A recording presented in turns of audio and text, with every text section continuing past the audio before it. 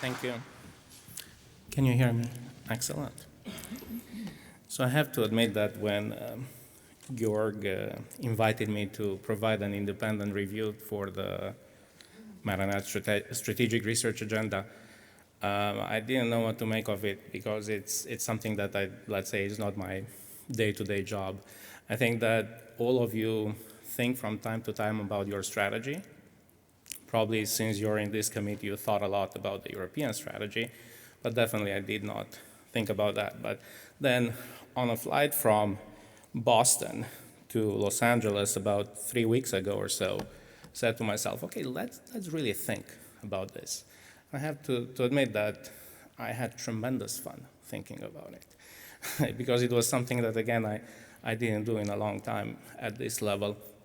And I find always interesting from time to time just to dump everything that you have thought about the world in the past and start fresh in some sense. And this is what I tried to do in preparation for the talk. So as I was taking off from Boston to Los Angeles, I was starting to think, how do I even frame the question, or what should be my approach to thinking about the Maranat strategy? And I somehow came to the conclusion that what I would like to do at the end of the talk is to present something like a SWOT chart, strengths, weaknesses, opportunities, threats for the Maranat strategy. But instead of just showing you that slide, personally, I always find it much more interesting if I hear someone explain the thought process that led to the creation of that slide.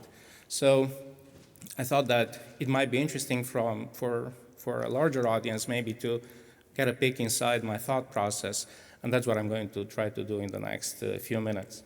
And when I looked at it, I kind of divided my thought process into 3 different chunks. And first, I tried to answer the question, okay, so just what does the process of creating an R&D strategy look like? Then how should we think, or I think, about the ECS-sponsored R&D strategy so that it's not something just all over the map, but try to put a little bit more structure. And then, is there anything that I have learned in the last 20 years by doing natural language processing that might have some relevance in the context of assessing an R&D strategy? And that's the story that I'm going to tell you, okay? So let's look first at what does the process of creating an R&D strategy look like. And I found this video. I thought it's relevant, and I'm hoping that the sound works. This man right here is my great-grandfather. He's the first cat herder in our family. Herding cats. Don't let anybody tell you it's easy. Anybody can herd cattle.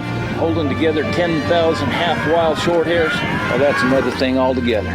Being a cat herder is probably about the toughest thing I think I've ever done. I got this one this morning, right here, and if you look at his face, it's just ripped to shreds, you know? You see the movies, you hear the stories, I'm living a dream. Not everyone can do what we do. I wouldn't do nothing else. It ain't an easy job, but when you bring a herd into town and you ain't lost a one of them, ain't a feeling like it in the world.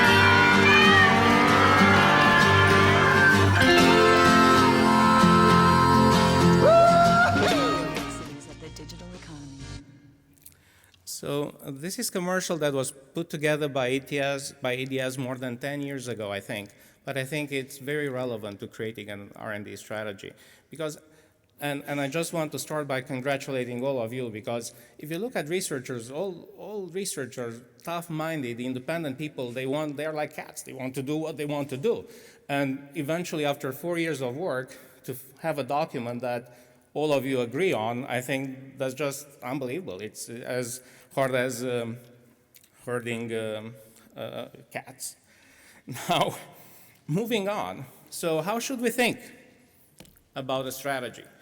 And I think the one way in which I thought it would be useful to think about a strategy is in the context of the hypercycle that was invented by Jackie Fenn about 5 years or 6 years ago.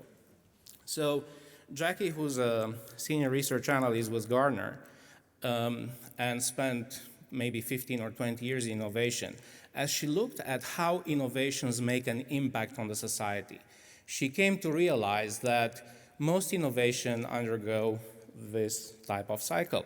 So typically innovation, there is an innovation trigger.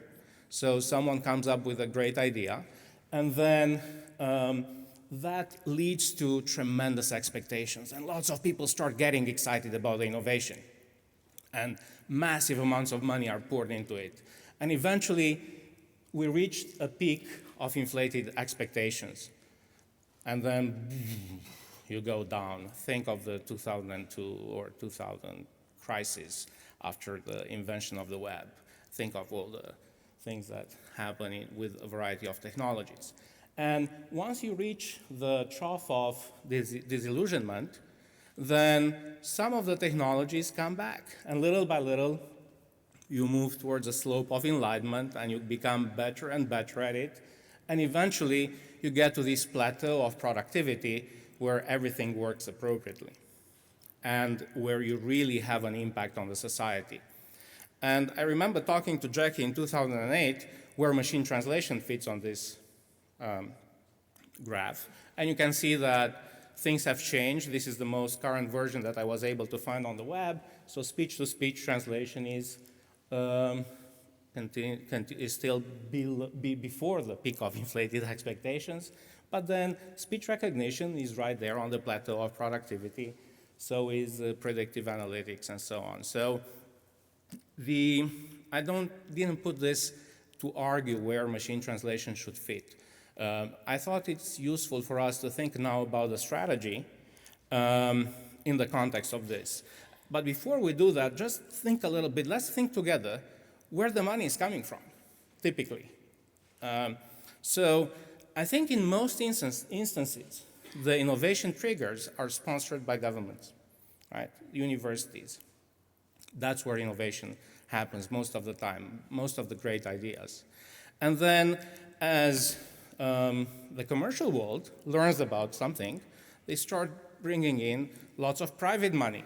And the investments then become somehow both governments and private funding increases significantly until the peak of inflated expectation is reached when most of the private funding goes away. Now, in some instances, governments are smart and they continue to invest into something even though, let's say, no results have changed the society. And then little by little, you go through the slope of enlightenment, and by the time you go to the plateau of productivity, governments are typically out. Yeah? So let's take a few examples. Let's say information retrieval. In the beginning, information retrieval was all, let's say, sponsored by US governments or governments around the world. If you think of the world today, very little money goes into information retrieval research.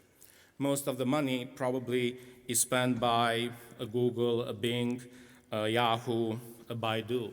And if you compare the amounts of money that is invested into improving information retrieval in research, government-sponsored funding, to the amount of money that is plowed by these corporations, is just, you cannot even compare one with the other. Okay. So now that we have this picture, let's try to think where the different pillars that the strategy, the European strategy, fit into this picture. Okay? If I read correctly the document, I think the translingual cloud fits more into the plateau of productivity. So we are hoping to create lots of value in the society with the elements that pertain to the translingual cloud pillar. Okay?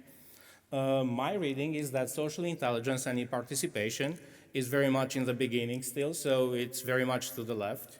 That socially aware interactive agents are still there. They have not proven their value in society, but we all think that eventually they will. Core technologies and resources, probably they spread everything. They are both, because lots of technologies, they still need improvements, but some of them, they're already useful.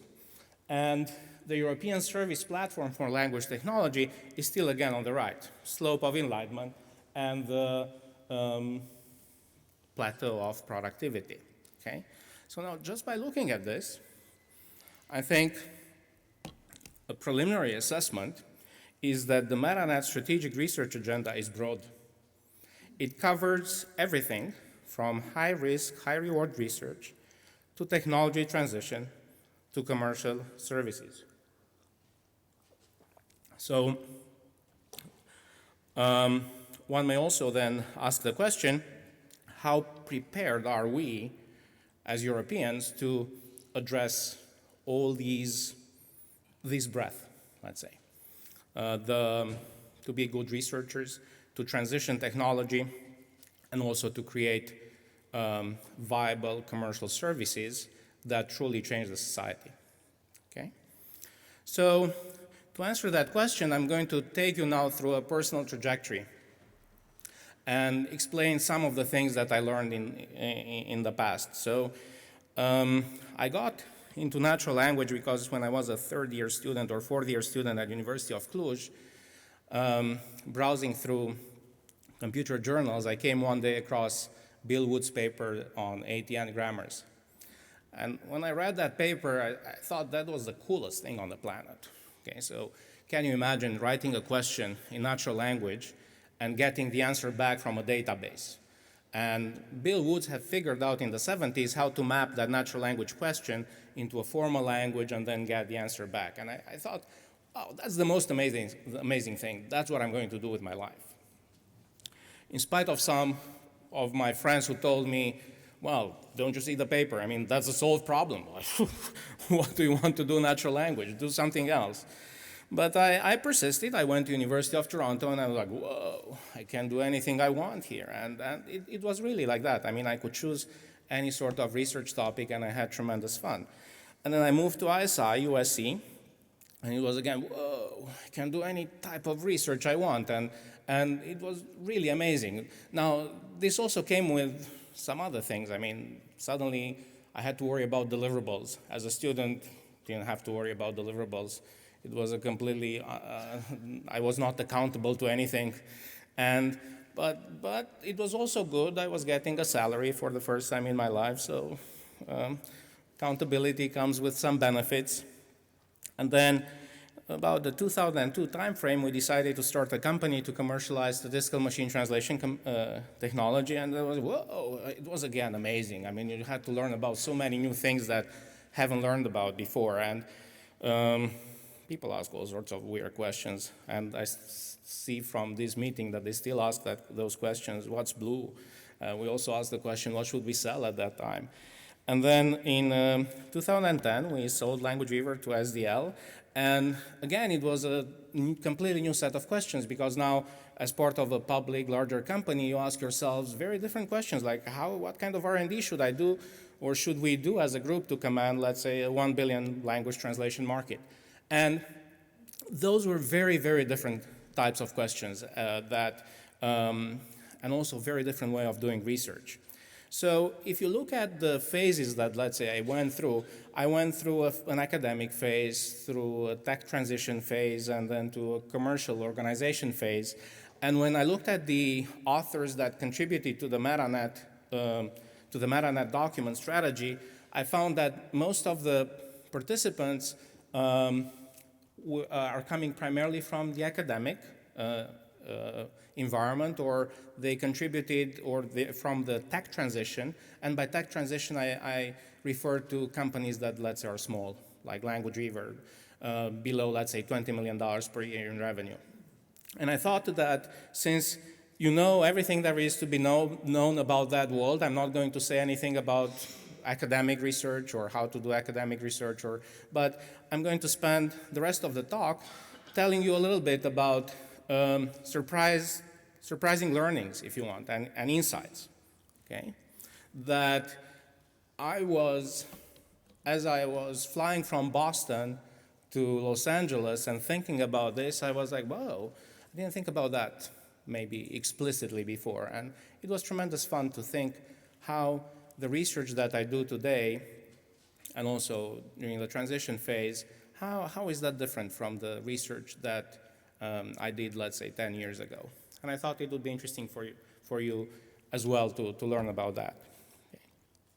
So I think one of the things that surprised me the most was that developing high-value commercial solutions encourages, rather than impedes, clean and elegant solutions, technical solutions, if you want.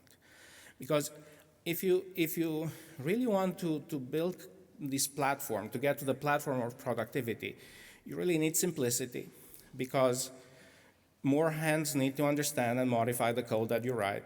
You need flexibility, especially in a field as innovative as natural language processing. Stuff happens every day. Okay, when we started in 2000 to do research in machine translation earlier than that, there were 5 papers published on machine translation. Today there are 400. So there are more clever people than you will ever have in your team that generate all sorts of very good ideas. And if you cannot test them in your environment, and if you cannot incorporate them with flexibility, then you cannot stay current. And you need insight, because you build systems that last. In an academic environment, one of the big advantages is that every student that comes, a PhD student that comes around, has the benefit to throw everything around and says, okay, include stdoh or whatever they write their code in, and they start from there, and that's okay. When you're in a commercial enterprise, you don't have that luxury.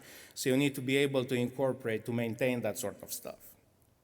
And just to show to you a little bit that these are not just words, typically when you look at the research that is done by various machine translation groups around the world, this group works on machine translation in the phrase-based framework, and then this one in syntax on the source, syntax on the target. And when they start something else, they have completely separate code bases.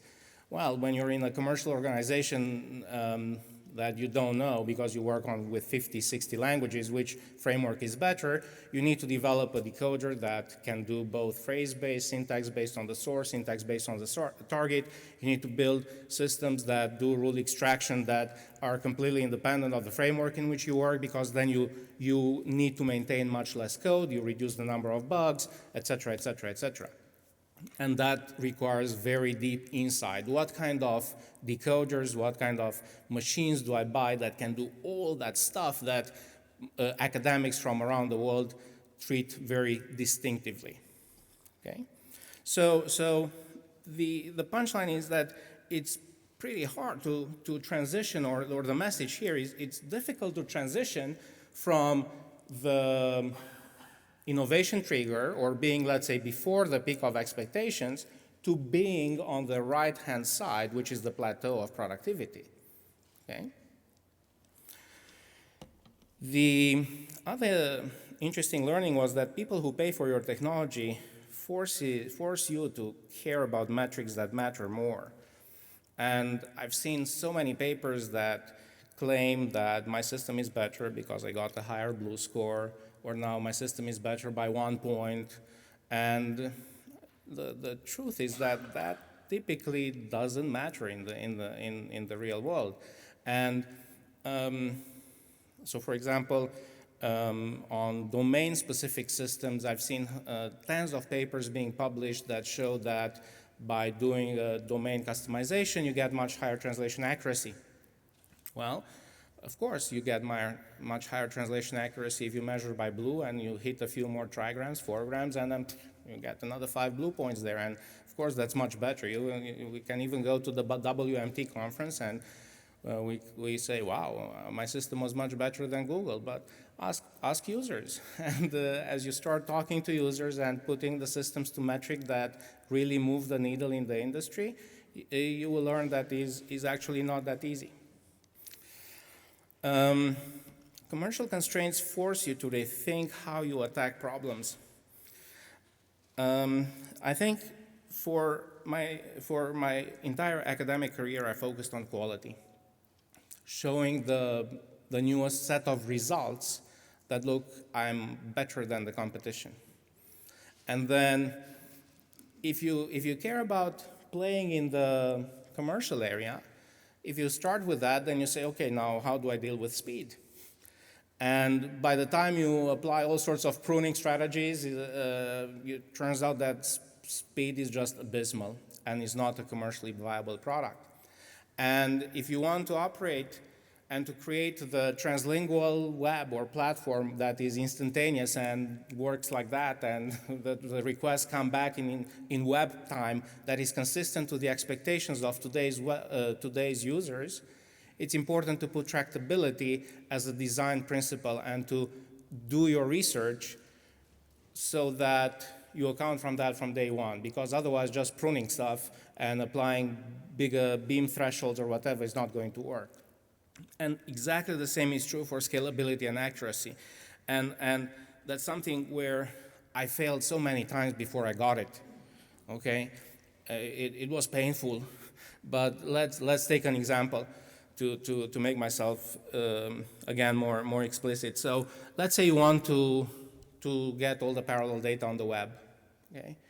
And you say, okay, to do that eventually in my process, I'm going to look at 2 documents, and I'm going to say, this is English, this is French, are they translations of each other? And if the answer is yes, then I'm going to put that into the right bin, okay? And if it's no, I'm not going to put, I'm going to throw it away. So let's assume that you do have a system that answers that question with 100% accuracy. It's perfect. Let's assume that it's super fast. It works in 1 microsecond. And now let's assume that you need to apply that judgment to the web. So you take the first document, you compare it to the other billion. You take the second, compare it to the rest, you take the third. Okay, so there are n squared comparisons. And if you, let's say you don't want to do it all with all the web. Let's say you just do it with 1 billion documents, which is tiny. And if you apply that algorithm, 1 billion documents, those comparisons, if you do the math, turns out that it takes 31,000 years. Now, which says that working on that component that tells you exactly whether 2 documents are parallel or not, it's a complete waste of time, unless you can solve the bigger problem, right? Because if you solve that problem super well, if you cannot scale, you just wasted your time. So you need to put scalability at the upfront and to think from day one, what's the scale that I need? Do I need 10 billion documents, 50 billion documents? Do I really need to be at the web level? And that's what, 50, 100 billion documents, that's where you need to be. And then, can I work at that level? And if not, better not get going. I learned that commercial constraints forces you to rethink what problems to work on and what solutions have value. And I have to admit that I think I had the first insight into this as a PhD student in Toronto. I felt a little bit like a cheat when I talked with my friends in the biology department. And the reason I felt like a cheat was because they could not do what I was doing when I did my master's thesis, for example. And when I did my master's thesis, I could take the whole world of natural language, and I could say, I don't care about it. I'm just going to focus on presuppositions and implicatures. And then I'm just going to forget about everything, and I'm just going to assume that the world is the way I want it to be, so I can create a formalism to deal adequately with linguistic phenomena that I cared about. So I could insulate the phenomenon that I was interested in at the level of my satisfaction until the mathematics essentially worked, okay? And I felt that was a little bit like cheating. Don't get me wrong, the math was super fun.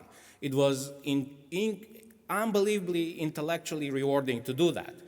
But I felt like a cheat a little bit because my colleagues in the biology department didn't have that luxury.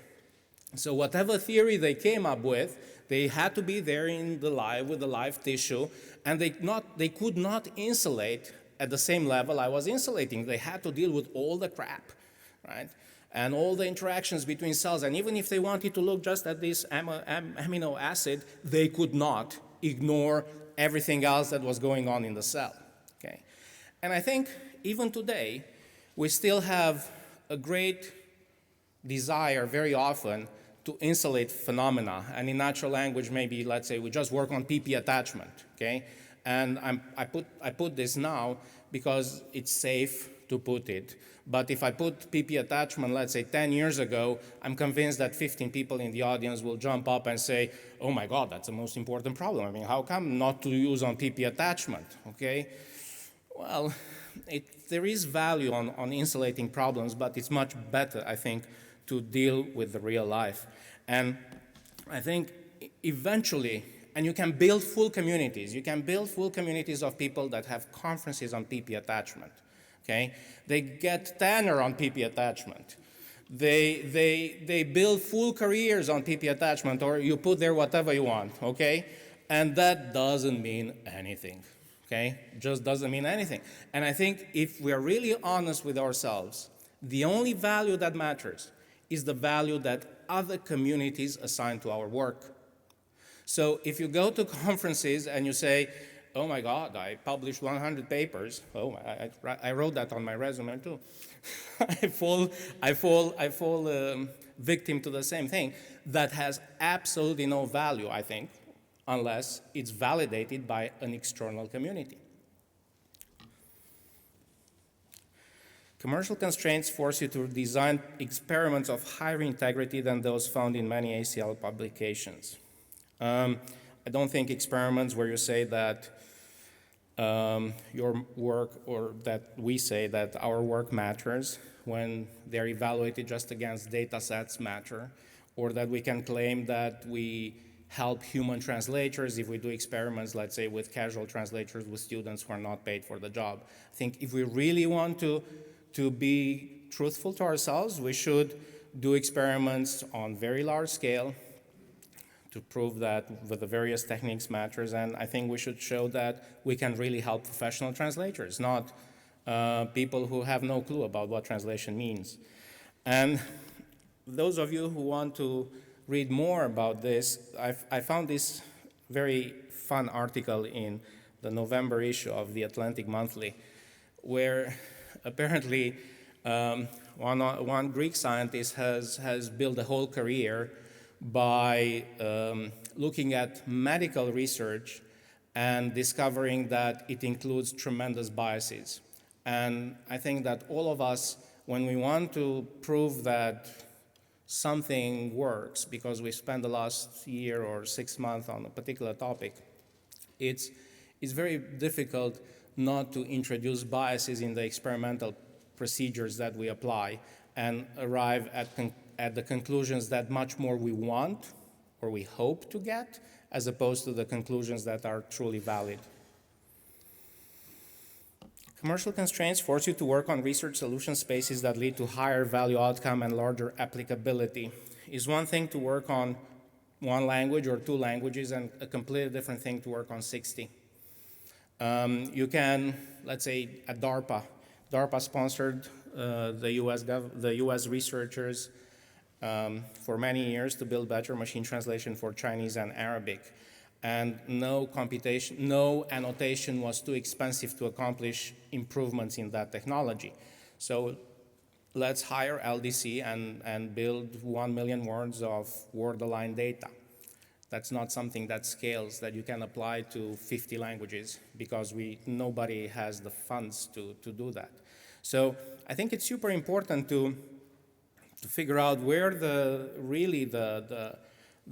boundaries between unsupervised, semi-supervised, supervised learning, and really choose the right thing. I'm not saying that supervised is bad or that, but really I think you should be very cautious and I think there's tremendous opportunity to do fantastic research that truly scales. And on the other hand, I don't want to argue for doing unsupervised learning just for the sake of it.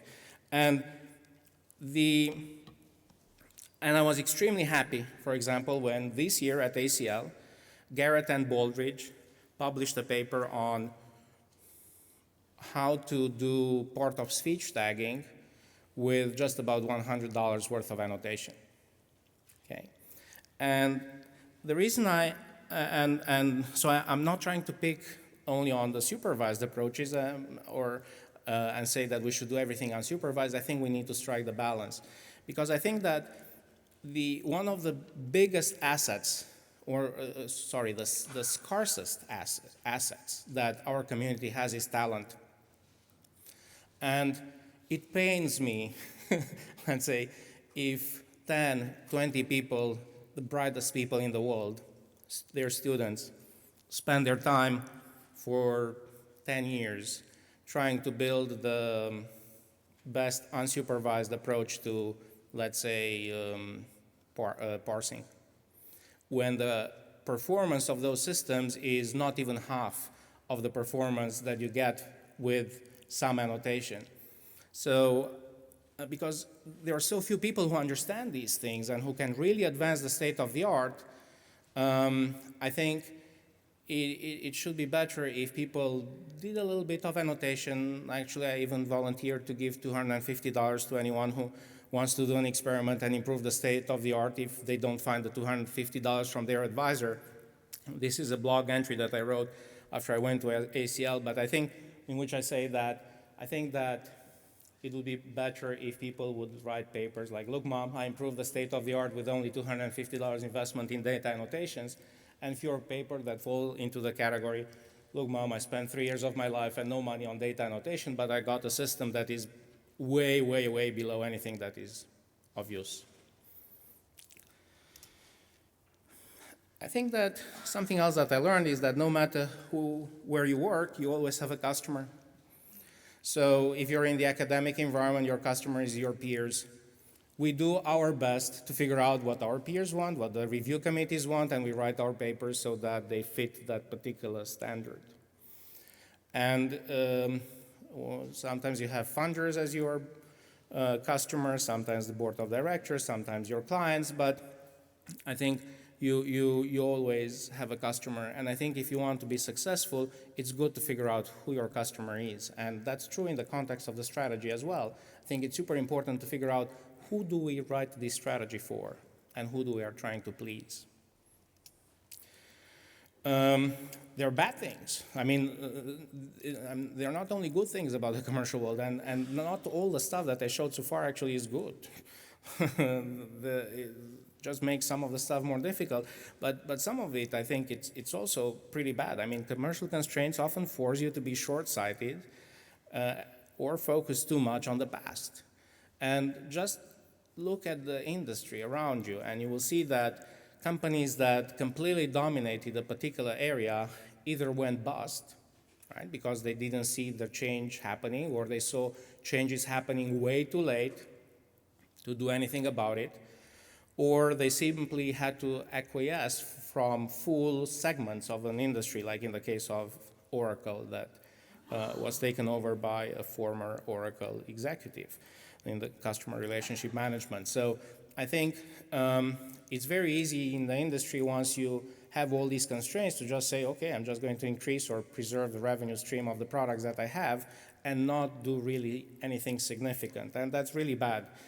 And further testament to that, research shows that new firms add on average 3 million jobs, at least in the US, during their first year, when older companies lose about 1 million jobs annually. So it's clear that the innovation, that going up the slope and getting to the plateau of productivity resides with the newer companies, not with the old companies.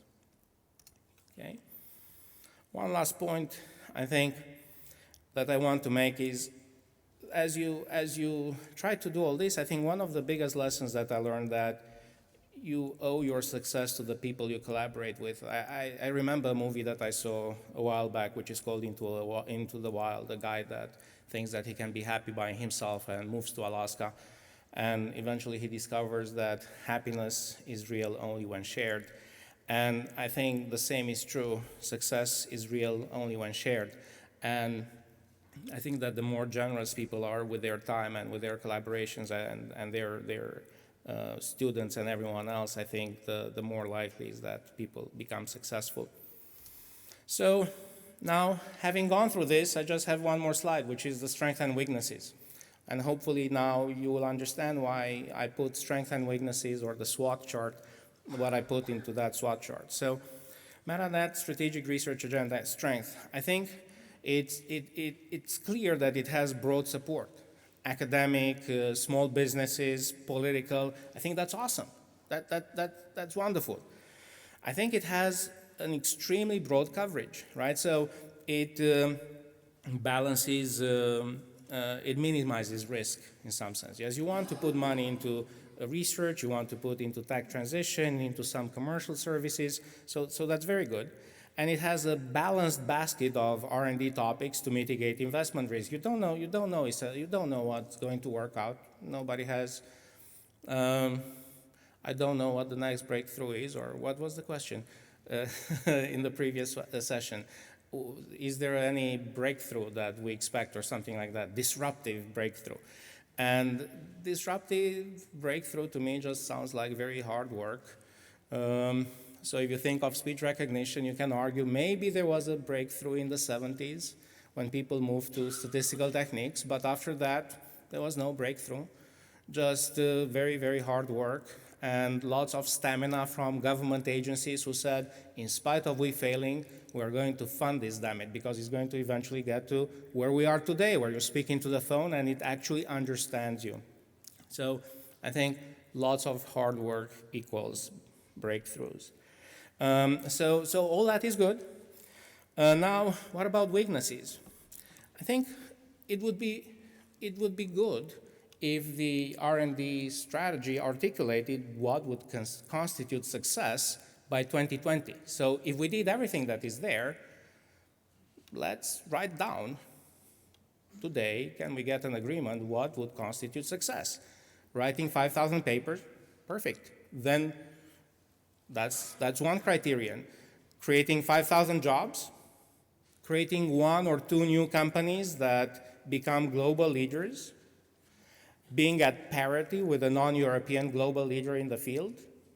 I don't know. I think all of these are potential excellent targets, okay? But I think articulating crisply one, it's very good because then once you know what you're after, I think it's much easier for funders to align investment to that goal, for each individual researcher to make decisions that essentially enables us as a continent to march towards that goal. And if we don't articulate that goal, I think there is a big danger that we're going to accomplish a little bit of everything, but not really move the needle. What are the opportunities? I think that nobody understands multilingualism better than Europe. And I'm putting that not as a strength, but as an opportunity, because I feel, as I read the R&D strategic document for MetaNet, I didn't feel yet why this research program can be implemented only in Europe. So I felt equally, I can contribute to that as well from the United States. And that's something that is difficult for me to articulate, but I feel that there is room yet to exploit the fact that I think Europe is truly a unique place.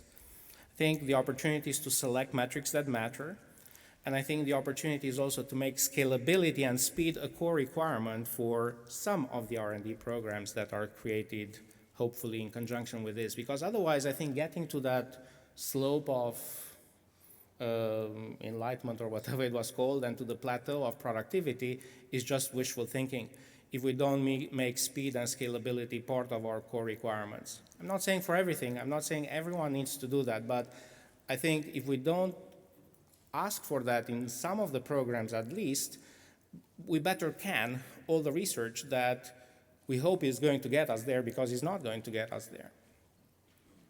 What are the threats? Threats are things that we as natural language processing people do not control that much. Okay, so I think that the threats when I find something that is interesting, I put down, so that's how I was able to go back to this Economist article from July 28th, 2012, that says that the entrepreneurial climate in Europe is difficult. So if you look at Silicon Valley, it has 50,000 Germans working in Silicon Valley. There are 500 startups, companies just in San Francisco that has a French founder. So if we want to compete in the area of pushing technology into the commercial world and building commercial world applications that are really for the whole Europe, as the program calls, right? We need to make sure that the next 500 French people who want to start a company, they started in France. We need to make sure that the next 50,000 students that graduate from German universities, they stay here and they do it here. They don't go to Silicon Valley. Okay? It's difficult. I think in Europe there are difficult managing conditions, investment financing conditions. So when I sold Language Weaver to SDL, we also looked at investing into the company or not investing into the companies, and I talked to many investors in the US that said, Daniel, fantastic plan. We had a plan. We needed about 15 million to move the company to the next level. Fantastic plan. Can you bring back a plan for 100 million? Okay. In Europe, there are too few investment groups where you can find 20 million lying around. And if you cannot grow at some point at that level, it's very difficult, I think, to create a platform. And that's a threat to natural language processing research. And also, I think Europe has extremely restrictive labor laws where sometimes failure and also a less risk, a much more risk-averse culture. So in many of the countries, failure on a startup is considered a failure, while in the US is, well, we learned something from it. And that helps. And also the restrictive labor laws essentially makes you carry on your back lots of the risk that you take. So just to show you some graphs that substantiate this. So for example, in France, it typically takes 8 to 9 years if you became bankrupt with a company that you start up until you're clean again, so to speak. And until you can do the next one. And the society doesn't look at you as someone who did something super wrong.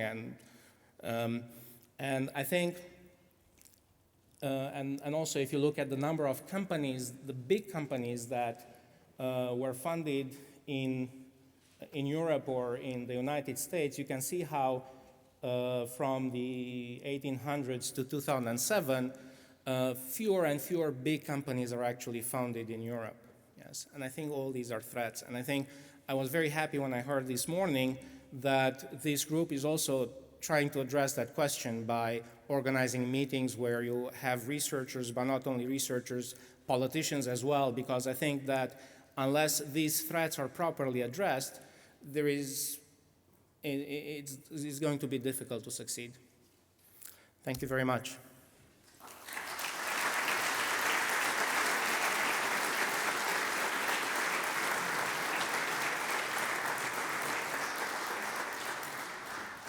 Thank you very much, Daniel. Thank you very much for this very interesting presentation. Usually it's the custom not to have questions after invited keynote, but in this case, I think we have to make an exception. So even at the risk of running over time a bit more, we're slightly behind schedule. We should probably have a few questions from the audience.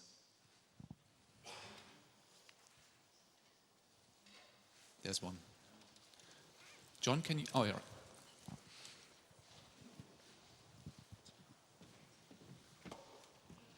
I think this was a very, very interesting talk, and it takes up ideas that we have in the head in the morning and in the afternoon also. I see, in a way, with respect to financing and to bring things, say, on this right corner of the curve there, is a problem. Who gives the money there, in a way? Because if I take up what you said, saying I have in a way the same experience in our company, it's very difficult to get the design right, that the design holds for a longer time, so that you can add, for instance, new languages to a machine translation system, so that the system is modular and so on. And if you are doing research, it's often not necessary to do such things. You're working with 2 or 3 languages and you are occupying with one or two problems and that's it, and you talked about this. But say this type of working on the topic is, I think, is difficult to get money for it, because say political institutions will say, okay, this is not really here a new idea. In a way, it's just bringing an idea forward, to taking it along, to putting it to other languages, for instance, also. That's it. So why should I give money for it? And in a company, if it is not big enough already, has not the customers, so you cannot finance it. So how to go around with this gap in a way, with this temporal gap from the idea, or say from a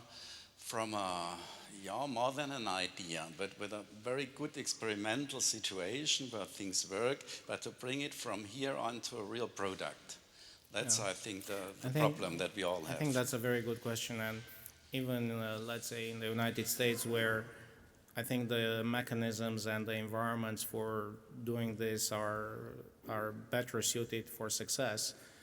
95% of the companies that get started go bankrupt in the first 3 years. And then only less than 1% of the companies get to, let's say, $5 to $10 million in revenues, and then they end up being acquired by larger players by that time.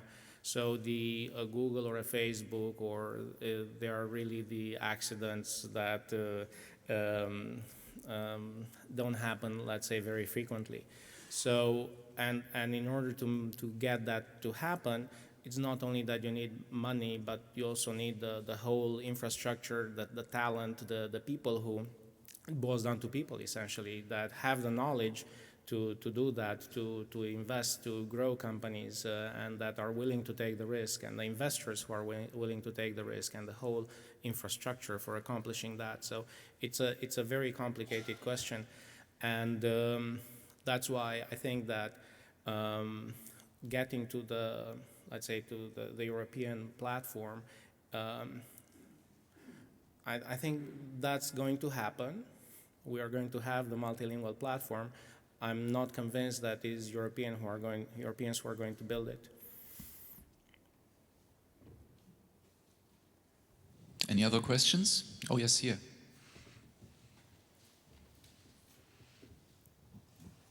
Olaf Stefanov, long time with the UN and now with international organizations. Actually, 2 comments. One is fantastic speech, but unfortunately, the political representatives that were here this morning didn't hear you speak. That's one sad aspect of it. It may have something to do with the local political climate with the elections next week. But perhaps on a better note, you mentioned the 50,000 Germans in Silicon Valley working in this environment in the last few years. I noticed that we do have some in the other direction. There are at least a few Americans here in the room that have resettled into the MetaNet and other European things like the multilingual web. So perhaps Europe isn't doing everything wrong. Yeah. Actually, I have quite a few colleagues that I know of that made the transition back. So I think attracting some of these talent back is absolutely key.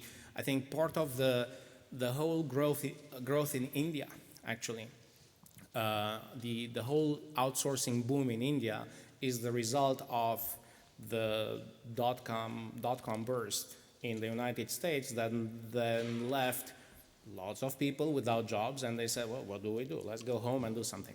And if you just have one person going back is not enough, 2 person is not going back, but if sufficient number of people that have acquired the skills needed for making the transition and creating a strong local industry in the language technology space, I think come back. I think that could be a good model.